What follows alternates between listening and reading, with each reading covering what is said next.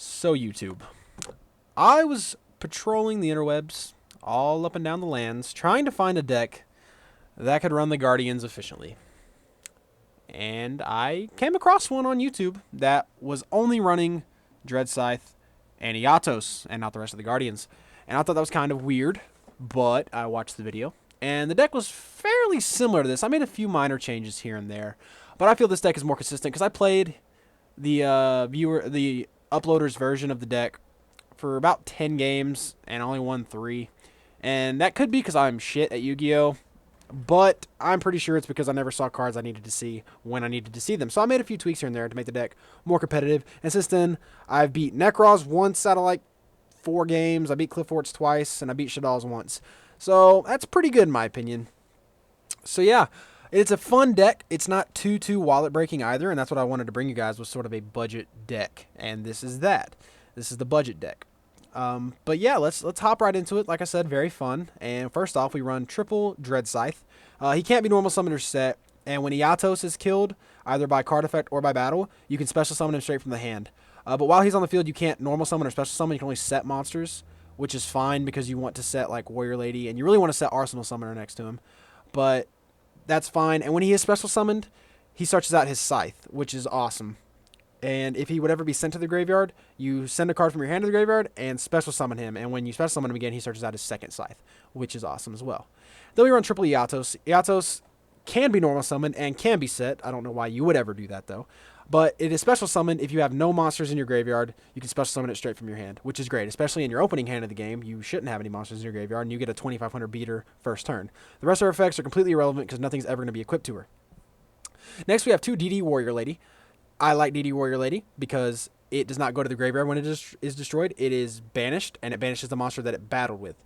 So, it can take out things your opponent overextends into. Like, I usually set her. So I'll set her and set like 2 back row, pass my turn, and then my opponent will see my set, see I don't activate anything when he summons, and just bash into DD Warrior Lady, and I'll flip her.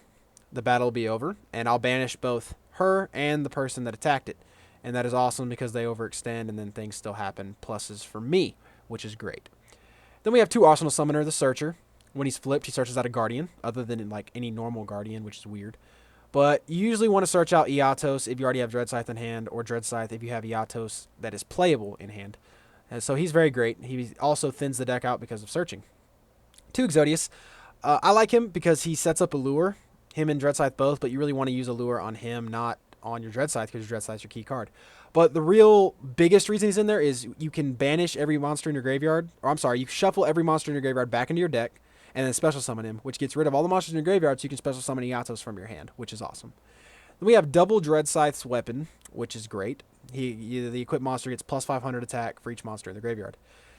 Then we run triple upstart because the deck needs as much acceleration as possible because it has to get where it's going as fast as possible. So we run triple upstart. Double MST because it's MST. There's no room for a third. You don't really need a third. It's fine. Double soul release. The deck I saw ran 1, but 1 is not enough in my opinion. Anytime I needed to see it, I never did. Anytime it would have won me a game, I never saw it to win the game. It was very unfortunate. Like one game I had double Eatos in hand and 4 monsters in my graveyard. All I had to do was draw the soul release, play double Eatos, win the game. Couldn't do it. Soul Charge empties the graveyard for Eatos.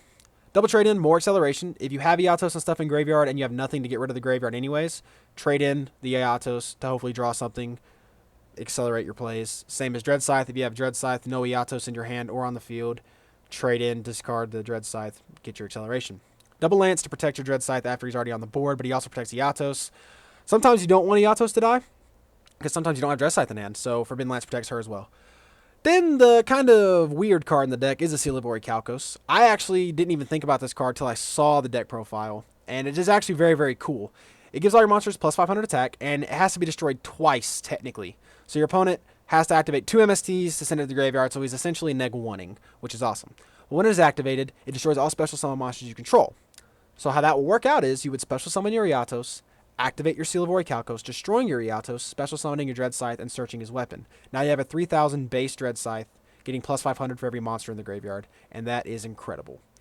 Next, we have 1 Allure of Darkness for more acceleration. because we need to, like I said, get there as fast as possible. Usually you want to discard or banish Exodius with this. You don't want to really banish your Dread Scythe, but if you have to, you have to. And that's what's cool about it is the dark monster you're discarding is banished and not sent to the graveyard. So Eatos is still there. Then we have double Dark Hole. Usually, as you guys have seen in my profiles, I usually want 1 Dark Hole, 1 Raigeki. But I don't really want the Raigeki in this deck per se, because I want to see the Dark Hole so I can pop my own Eatos and clear my opponent's board at the same time to set up a big open swing for Dread Scythe. So that's why I run double Dark Hole, because I'm not too worried about killing my own monsters. Call of the Haunted, just to get graveyard clearance. Same concept, basically, Soul Charge, except Call of the Haunted actually can hit Eatos and bring Eatos back.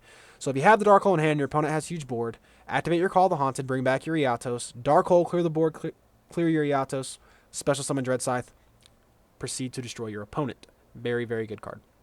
And as with any, in my opinion, non-meta, non-top decks, any just homebrew original decks, you have to run a strong trap lineup, and you have to play those trap cards very smartly. These trap cards are going to support the deck and stall long enough or clear threats long enough for you to get where you're going, get your pieces together, and then proceed to win the game. So that is why I run the best trap cards in the game that I could fit in the deck. 1 Bottomless, 1 Compulse, 1 Solemn, and 1 Torrential. And I'm not too worried about running the Torrential because I have Eatos. If I kill Eatos, I get Dread Scythe, so it's awesome. Then we have 2 Mirror Force. Again, clears your opponent's board and also stalls out the attacks so you can, get time to get your pieces. And double Phoenix Chain to stall attacks and to prevent your opponent from plussing on you with monster effects. And then as you can see, the extra deck only has 10 cards. Honestly, you don't have to run an extra deck with this. You don't ever go into anything in the extra deck because you don't have to. Dread Scythe is your winner. You don't need to go in anything else. But sometimes you get double Eatos, you want to play something, you want to overlay, so you might as well. So we run the trinity of Honor Art Castel and Exciton Knight.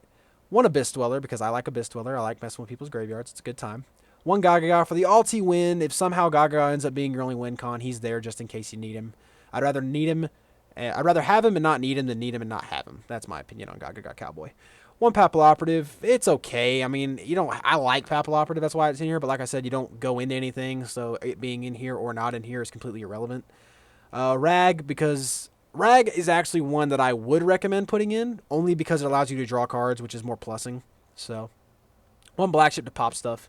And then your 8s are Felgrand and Heliopolis. I love Felgrand. Felgrand is like one of my favorite cards in the game. I love its art. It's just a great card. So I run the Felgrand, and then Heliopolis pop stuff, so it's really cool. But yeah, guys, that's the video. I know it's kind of short, which is probably good news for a lot of you viewers who don't like to watch 10-minute videos. But this deck is actually not that expensive. Like I said, you don't have to run an extra deck, so you don't have to worry about dropping money on any of these guys, unless you want to buy some cheap rank 4s and the cheaper rank 8s. Heliopolis isn't that expensive, and neither is Felgrand. And the main deck, the only real expensive card is Upstart. And if you get the common ones, it's only $6 per card. So that's $18. $18 right there. And I think the next most expensive card is either Seal, Allure, or Eatos. I think Eatos is 3. Seal might be 2 something, and Allure might be 3 something. So those are the next most expensive cards. And then everything else there is $2 and below. So the deck is not that expensive. And I'm sure you have a lot of these cards just lying around your house somewhere, especially the staples. So yeah, guys, I hope you enjoyed the video. Please like, comment, and subscribe if you want to see more videos similar to this one. Thank you guys for watching, and I will see you all later.